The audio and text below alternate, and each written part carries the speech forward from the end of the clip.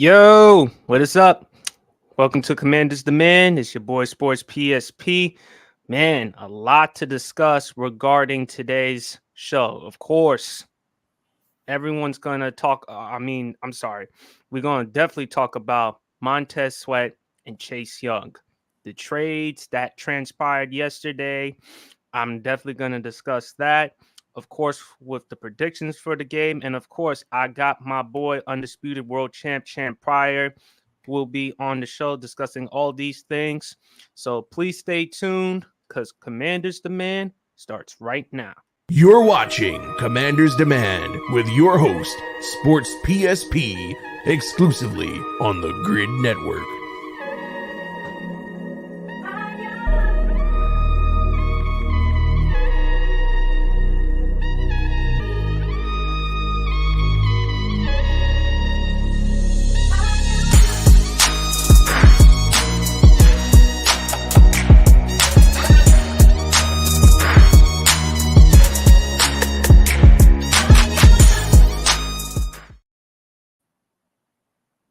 Yo, what is up, folks? Welcome to Commanders Demand. Before we start off the episode, please make sure you like and subscribe to the Grid Network, the GRYD Network. Please make sure that you also check out some of the great content like my man Bryson Carver's Carving It Up podcast, and of course the 8 o'clock show every Tuesday nights at 8 p.m. And also, please like and subscribe to the Sports PSP podcast every episode's Friday nights at 10 p.m. Check me out on YouTube. As you know, folks, I got a very special guest. You know, I've collaborated with this guy on TikTok, also know him from IG as well. He's a great dude. Love his content, love his work. Want to make sure I bring him on to the show. Got my man. I'm sorry, folks, for the technical difficulties. Got my boy Champ Pryor in the building. How you doing, Champ? Good evening to you, Sports PSP. Good, man. How you living, man? It's good. Getting cold down here in Georgia, brother. Oh, no doubt about that, man. I live in Jersey. It's colder right now, man. Less than 50 degrees, man. But yeah, you got to get ready for that winter. Got to get ready for that Indeed. winter.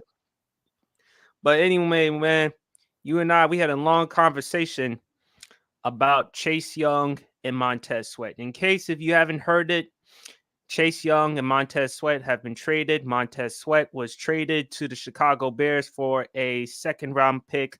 Meanwhile, Chase Young was traded to the San Francisco 49ers for a third-round pick in the 2024 NFL Draft. Champ, I love both of these guys. They were first-round picks. Chase Young was the number 2 overall pick in that 2020 NFL Draft.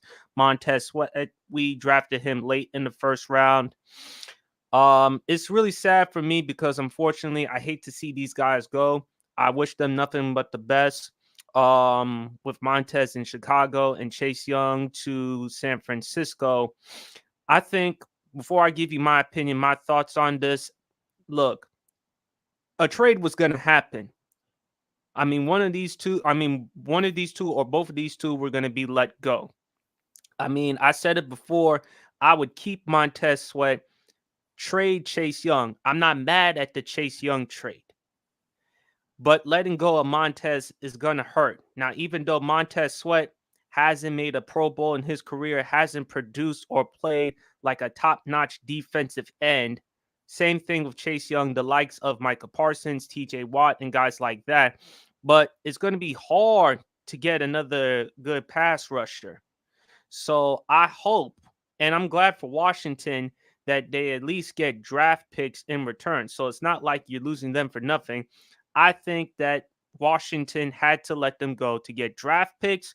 And on top of that, both of them were entering free agency after this season. So if you're Washington, you don't want to pay these two a huge ton of money and then jeopardize your cap space. So, Champ, I'm going to let you go, man. What are your thoughts regarding the trade? I think that was like we discussed earlier yesterday, that was a call by ownership and the new ownership group. And I believe they traded those two specifically for those two reasons. They did not want to pay them over the cap and risk going into cap hell. Next year, Washington has over 90 million in cap space. Over 90 million in cap space. So I can really see them replacing Montez Sweat and Chase Young with a guy like a Danielle Hunter from Minnesota, if they can manage to pry him from Minnesota. Mm-hmm. So also you have a lot of great pass rushers coming out of college at this point. So you don't want to, and also correct me if I'm wrong, y'all paid Jonathan Allen as of yet? We've already taken care of Allen, and we've also taken care of Daron Payne, because I know you wanted to get Daron Payne. Yeah, I wanted Daron Payne real bad, man. We wanted Montez Sweat too, but y'all ended up giving him to Chicago. But that is a call from ownership. They get the picks, and I think they're going to be very much invested in the draft. This is something that happens nearly every time a new ownership just bought the team earlier this year after the season had begun. Exactly. So they're trying to get their quote unquote get their claws into this team before it gets too out of hand. I think it's going to be where Ron Rivera is. I think he's going to be let go later on this year after the season's over. I don't think they're going to pull a Josh McDaniels on him. I think they're going to let him out the season. But I think this is an attempt by ownership to say, look, we're about to blow this team up. I don't think we're going to beat Philadelphia. I don't think we can compete with the Cowboys at this point. We're going to have to blow this thing up and come back next year and rebuild it, because us spending over the cap for one guy who didn't have the durability and the other guy who wasn't producing Pro Bowl caliber numbers, when the middle of your defensive line is providing that structure for you to do that. People don't realize that. The middle of that defensive line is the strength of that defensive line. And for your bookends to not ever have double-digit sacks, that's a problem. And if I'm the owner, I'm looking at that. It's interesting that you brought up Ron Rivera. I believe Ron Rivera is going to be gone after this season. I still believe Eric Bieniemy is going to stick around. Would you like to see him as the head coach? It will really depend on who they draft. Number one, Eric Bieniemy, and people may get on to me about this, he's hurting this team a little bit because, like we've discussed before, he's been the offensive coordinator with something to prove rather than trying to put up points. You can't turn this team into a pure passing offense. You have to have some balance. And I think they're going to have a real come to Jesus meeting with him saying, look, we brought you here to bring up this offense. We brought you here to coordinate this offense so we could put up some points, not so you could try to prove yourself at our expense. Now, granted, we want you to prove yourself, but you're not going to prove yourself at my expense. This is not Kansas City. You do not have the personnel. There's no Tyreek Hill here. There's no Travis Kelce here. And there's no the skill players are good, but they're not that caliber. Right. So they're going to have a real come to Jesus meeting with him if he remains there, to tell him, hey, we need that balanced offense that you provided Kansas City with. We don't need you trying to overthrow and overprove yourself, much like Kyle Shanahan did and cost us a Super Bowl, or even cost us a playoff game, or cost us games at all. Champ, let me ask you this question. Do you think Washington won the trades? Well, in a lot of ways, yes, they did, because the thing is there's no guarantee that Chase Young is going to be durable for the remainder of the year. There's no guarantee about that. Number two, I don't know why it would have made more sense, and I'm not just saying this because they are my team, but it would have made more sense for Montez Sweat to go to Atlanta, because there's a need there, number one, because we just lost Grady Jarrett. That's number one. And number two, they could add him to a playoff caliber defense and a playoff caliber team. We're still tied for first place in the NFC South, but it didn't make sense for Chicago to make a move for a defensive player when your whole team is a dumpster fire at this point. It did not make a lot of sense. You either should have invested in another wide receiver so that your quarterback can have, so going into next season, your quarterback can have another weapon. You don't have to really focus on evaluating another wide receiver in the draft, or you could have invested time in a tight end on the offensive side of the ball. Correct. But it made no sense for the Chicago Bears to get another defensive player. That really made no sense to me. Plus, it was also reported by NBC Sports Pro Football Talk, Mike Florio, that your Atlanta Falcons could have offered my Commanders a 3rd-round pick for Montez Sweat. Yes. But for Chicago, look, I still think I think Montez to Atlanta, that'd be nice to make your defense even more formidable. But back to Bieniemy. I agree with you. He's trying to be something that he's not. He's trying to show people that he's more creative, more unique. And I think Eric Bieniemy for the offense, he's definitely been a plus to the team. He's definitely shown us some excitement. My problem with him, he heavily relies on throwing the football too much. Kind of like with Andy Reid. Andy Reid likes to throw the football too much. My thing is, this is Sam Howell's first year as a starter. He's a young quarterback. Do I think he's the franchise quarterback for the Commanders? No. I think he could be a quarterback of a franchise. He could win you a fair amount of games. He can make you somewhat competitive, but that's about it. But I don't like how Bieniemy is utilizing Sam Howell, asking him to throw the football too much. Meanwhile, you have Brian Robinson as a very effective runner. He can run. He's powerful. He's strong. Why not use him more? But Bieniemy, to your point, is just trying to show people that he's something that he's not. And I think it's going to jeopardize his chances as far as becoming a head coach. I agree 100%. You have to have balance in your You have to have balance in your offense, because remember when he was on Kansas City and they had Kareem Hunt on that offense. Mm-hmm. And one can argue, had Kareem Hunt not got suspended that year, they would have darn well three-peated as champions. Because they would have went to the Super Bowl. Yeah, no question. Yeah. So you have to have that type of balance, especially when you have a back like a Brian Robinson. So, like I said, he's going to hurt his chances if he keeps trying to throw a willy-nilly with Sam Howell every single play. You can't throw the ball with a young quarterback like that 30, 35, 40 times a game. Mm-hmm. It's going to force turnovers. And plus, your defense is not getting any rest because you're trying to harry them back on the field so quickly.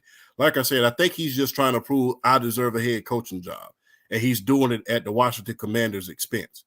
And that is going to become a problem with new ownership if this continues. Definitely. I think for Bieniemy, if he wants to help out the defense, because if you look at Pro Football Reference, Washington is ranked 31st in team defense. It would help the defense a lot more if you run the ball more. Yeah. That way they could stay on the bench for as long as they need to, get themselves some extra rest, look on the playbook, look on whatever it is, the iPad or whatever that they're using on the sidelines to make adjustments, to become more vigilant and aware of what they have to do defensively in terms of like blitz schemes and stuff like that. That's what EB needs to do. But I think with EB, if he becomes a head coach for the Commanders, I would not mind that, because he may never get a head coach anywhere else. I don't see him getting a head coach anywhere else. Might as well be the Commanders. And plus, you're Magic Johnson. You know, you are a brilliant businessman, and you talk about how it was a great opportunity for black men like yourself to get these types of opportunities. It would be great for someone like an Eric Bieniemy to get this type of opportunity. Your thoughts on that? Not to mention, isn't the vice president of your team still Doug Williams? I don't think so. No. Okay, because at one point he was the vice president with Bruce Allen. He was. And yeah, so I think he's still there, but I'm not for certain. But yeah, that would be a nice opportunity for Eric Bieniemy. But you have to have, at the same time, you have to put the front office people there in order to support that type of a coach. If you have an offensive-minded coach, then you have to have a general manager willing to get him the players that he needs in order for him to run these high-powered offenses. Mm-hmm. And I think you're referring to the team president. That's Jason Wright. Jason Wright is the team president of the team. But yeah, they're going to have to make a serious decision about whether or not EB is the right type of head coach, because if it's not him, then who? Do you go into a different direction as far as getting these types of college coaches or any type of coach out there on the NFL level? Because we all know Ron Rivera, his days in Washington are numbered. With the new ownership, he's going to be out the door, kind of like how he was in Carolina with the new owner, David Tepper. Mm-hmm. To be honest with you, if they're trying to be a defensive team for years to come, I will say one person they could look at is in Dallas and try to pry Dan Quinn away from the Dallas Cowboys. He's proven. He's been to a Super Bowl with my Atlanta Falcons. He's been to the playoffs several times, and with that defense out there in Dallas, he's proven that he can be a defensive coordinator. Not to mention, he was the defensive coordinator for the Seattle Seahawks when they had the Legion of Boom. So if they're trying to become a defensive type of team and they're looking to be a fully balanced team, then Dan Quinn would be a route to go. Also, Jim Harbaugh. I mean, it's not going to last long if you get him. So you're going to have to make sure to sign a 4-year contract, because after that 4th year, he's going to be headstrong with the front office, much like he was out there in San Francisco. Mm-hmm. So you have to do your homework when you bring him in. So those are two coaches that I think you can also look at. Now, if you really want to up the ante, you could try to see if you could pry Lincoln Riley away from USC. That's one thing that you could possibly do. Put two offensive minds together with Lincoln Riley and Eric Bieniemy, see what you could come up with. Chap. You know Lincoln Riley damn sure for a fact does not prioritize defense. Well, he doesn't, no. You saw Oklahoma. I'm an OU dude. Yeah, I know. I know that. Yeah, and we recently lost to Kansas. I'm still trying to recover from that. And we see what he is doing in USC. Yeah. And their defense isn't much better. Well, in the NFL, you have to prioritize some type of defense. Otherwise, you're not going to win many games. And here's the thing about Lincoln Riley. It would not surprise me because they're going to, I think, the Big Ten next year. Yes, USC will be heading to the Big Ten as well as UCLA, and they're going to have to deal with Michigan, Penn State, Ohio State. Yes. So the likelihood of you winning the national championship, you ran from the possibility of going to the SEC. He didn't want that SEC smoke. He didn't want that. You ran from the possibility of the SEC. Now the SEC is looking a hell of a lot more beatable nowadays. Even my Georgia Bulldogs. Now you're going to an even tougher division. Next year. So I don't see you winning the college football playoff, making the college football playoff there either. Which is why I don't want him to be the head coach for the Commanders, because he has to prioritize defense. Plus, you're dealing with grown men at the end of the day. Grown men. So he's going to have to learn how to handle that type of component. I don't know. I mean, unless you could find somebody else that's out there, I'm going to still keep EB. Now, with these draft picks, because Washington did get a 2nd-round pick from Montez, and they get a 3rd-round pick from San Francisco, they should rely on getting offensive linemen for Sam Howell. Because even though, as you mentioned, Sam Howell does hold on to the football too long, nevertheless, you've been on the record saying a quarterback can't throw on his back. Yeah, we say that all the time down here in Georgia. Quarterback can't throw on his back. I think the Washington Commanders was – the thing about that is this. The Commanders' history of drafting offensive line is great.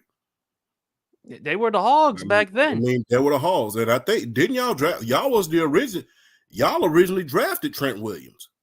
Yeah, in 2010 out of Oklahoma. Yeah, y'all originally drafted him. So y'all's rap sheet with drafting offensive line is good. So, I mean, you need to invest in offensive line, like I said, and it goes back also to that cap space that y'all have. And you can invest in your offensive line in the cap, in the free agency as well. Yeah, let me read you the cap right here. I just read an article from ESPN's John Kimes. Says it right here regarding for Washington.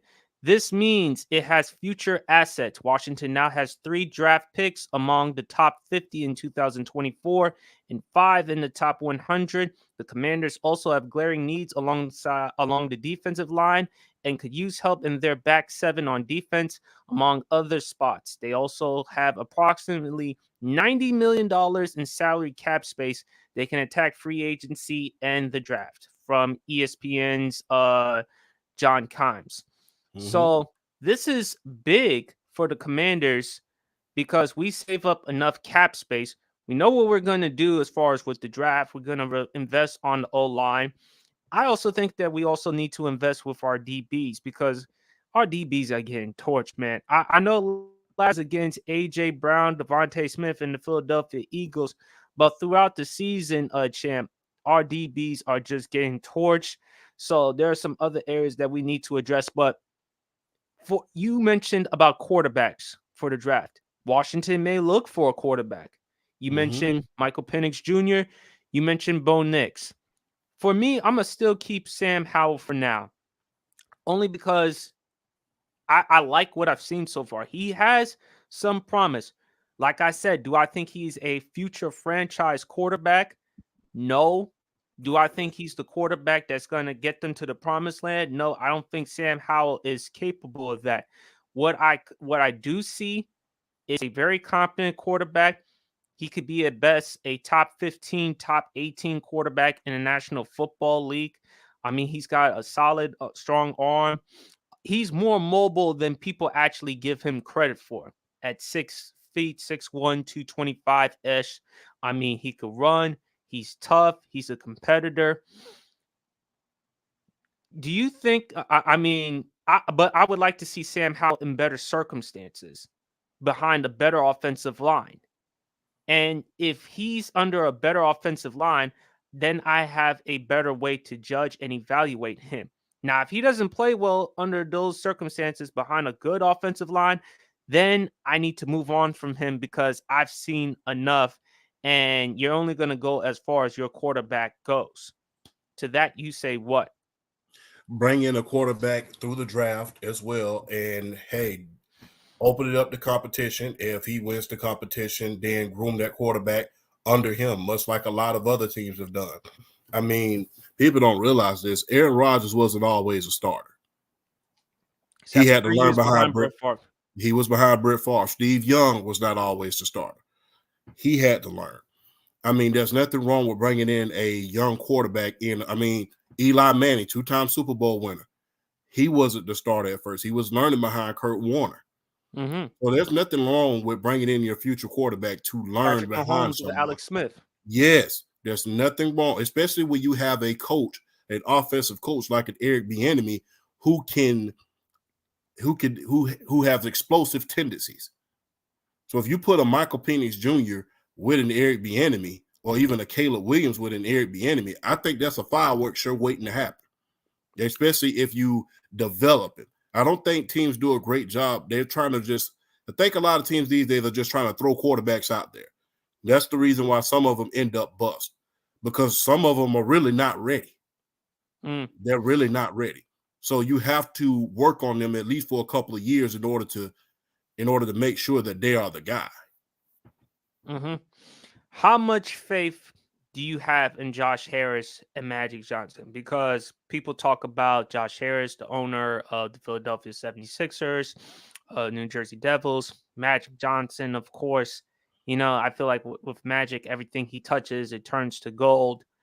I'm going to give them the benefit of the doubt.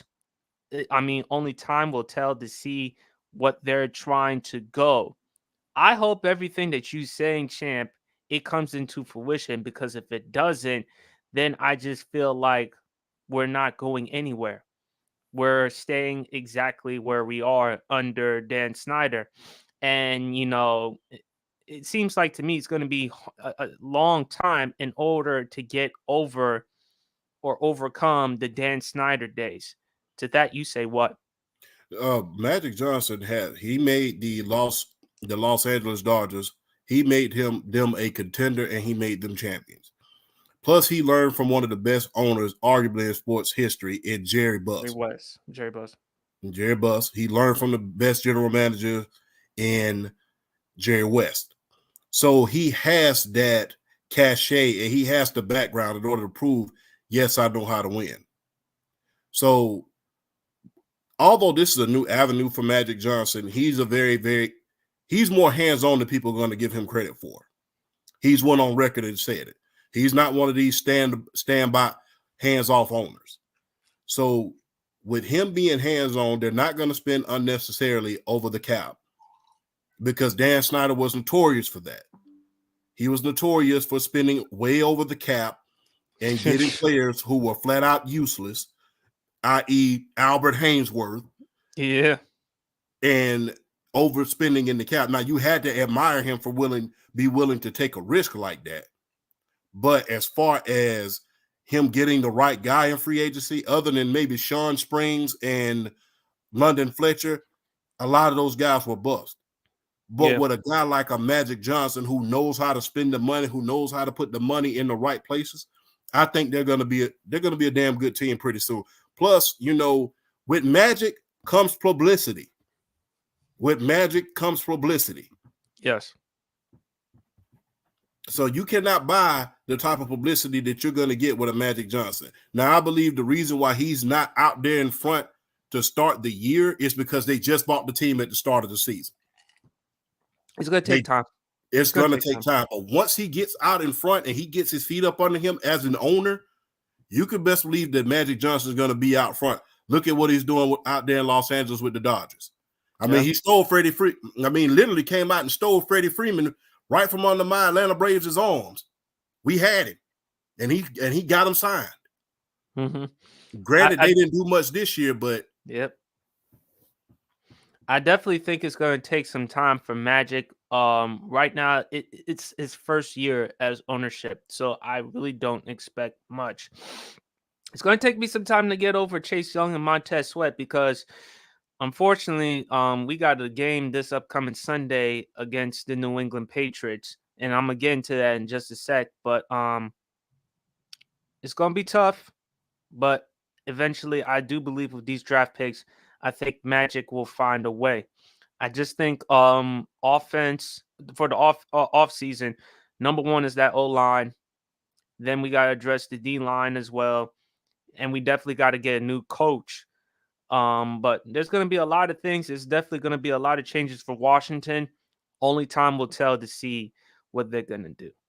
But anyway, let's talk about this game between the Commanders versus the Patriots. New England is a 3.5-point favorite into winning this one. Washington came off a really disappointing loss to the Philadelphia Eagles, despite the fact that the Eagles were 6.5-point favorites, and they beat them early at Lincoln Financial Field, 34-31. Who do you have winning this one? I actually have the Commanders. Believe it or not, I actually have the Commanders winning this one because I think Mac Jones has been struggling this season. Bill Belichick, I've said it before, he has not been the same without Tom Brady. He's made some bad moves in the past, such as bringing in Matt Patricia and Joe Judge as offensive coordinators, and I think that has dipped the development with Mac Jones. Now, Mac Jones so far this season, he has his guy from Alabama, Bill O'Brien. We all know Bill O'Brien from Belichick and Nick Saban, of course. Mac Jones has been playing well these past couple of games against Dolphins and the Bills. But I think the Commanders have a good chance of winning this one because they're not the favorites. I don't believe their offensive line will do a better job protecting Sam Howell. They only allowed 1 sack in that game against the Eagles. So I do think Sam Howell's going to be sacked at least 3-4 times. But I think if Eric Bieniemy could prioritize running the football more, I think the Commanders stand a chance. What says you? To be honest with you, I mean, now that Josh McDaniels out of a job, you think that New England's going to bring him back to be the offensive coordinator? That's a good question to ask as well. But I digress. I told you he wasn't a head coach to begin with in the first place. We've seen coaches from the Belichick coaching tree that haven't panned out. We've seen it. I think Bill O'Brien was the only one that even remotely panned out. I mean, he had some seasons in Houston when they won the division, but It was a bad. It wasn't bad that great of a division. division. Yeah. But I think the Commanders will win this game. You got a lot of key players out that are really hurt in New England. Kendrick And Bourne. yeah, and Zuda, he's gone for the year. Yeah. And thus far Zeke has been a bust in New England as well. And I mean, once you lose your star quarterback like a Tom Brady, it's very, very hard to get a replacement in there. And I think people are expecting him to replace Tom Brady, and it's kind of impossible in order to do that. It's going to take, and Bill Belichick does have time. He just signed a lucrative deal at the start of the year, unbeknownst to all of us, but he has time in order to redeem himself without Tom Brady. But as far as this year is a wash. So I think the Commanders are going to win this one. But one thing Bill Belichick has to do, he has to put it in his mind, the Patriot way is over. It is. The DYJ days is over. He can't. The problem with Belichick is it's kind of like a military approach. And look, Belichick, he's gonna have to get ahead with the times, and that's the problem with him. Another problem with Dabo Swinney, coaches like that who've won and have had success will eventually be in the Hall of Fame. The problem with them now is that they haven't evolved with the times. They haven't gotten ahead with the times. Speaking more of the game, who do you think is going to be the X factor in this game? I think for me, the X factor is Brian Robinson. When he gets going, when he starts running the ball, I think he's definitely going to make an impact for the team and takes less pressure off of Sam Howell so that you don't have to heavily rely on him to throw the ball as much. If not, Brian Robinson, I think it's Jahan Dotson because he did play well last week against the Eagles, had over 100 yards and a TD. Who's your X factor in that game? Brian Robinson, and I think Eric Bieniemy needs to get him involved in the short passing game a little bit more. And make him, if you're going to run the ball, if you're going to pass the ball like that, make Brian Robinson more of like a Roger Craig type of a player and make him use his strength, because once he gets into the secondary, it's pretty much over with. I don't think a DB wants to go head up with a Brian Robinson. Yeah. Anyway, folks, that concludes the rest of Commander's Demand. Appreciate my boy, Undisputed World Champ Pryor. Champ, tell him where to follow you at, man. Undisputed World Champ at TikTok. Also, World Champ _2.0 on Instagram. Thank you for having me, PSP. Anytime. And thank you for hopping on to Commander's Demand. Please go like and subscribe to the Grid Network, the GRYD Network. Also, please like and subscribe to the Sports PSP podcast. And we is out. Peace.